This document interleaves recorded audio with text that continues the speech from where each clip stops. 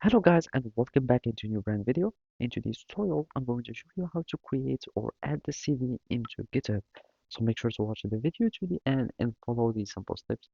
So basically, you will be needing just to create a repository for your resume or your CV. And basically, I already created. You can click just on you and add your resume. So basically, after that, you will be needing to upload your PDF resume. So you can do it by going to Add File, Upload Files, and then you just drag and drop. You add a message of the commit, and you click on Commit Changes. And basically, I already done this step, and now we will be needing just to add an HTML file to showcase or to show our CV as a site or website. So I'm just going to create a new file, and it will be like an index HTML.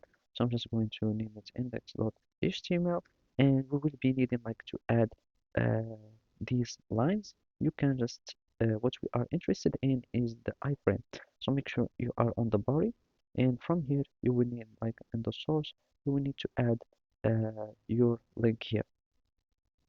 So basically I'm just going back to my repository. I'll go here, and basically I will need just to add this one, the link of my uh, source. And basically I'm just going to do it like here, and basically I'm just going to use my link here, and basically I would need just to commit the changes.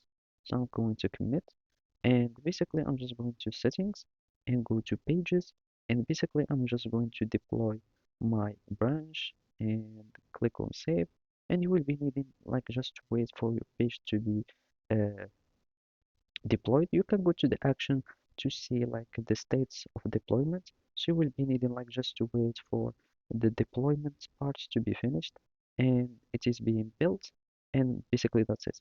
When the deployment finishes, you will see that your website would have a link.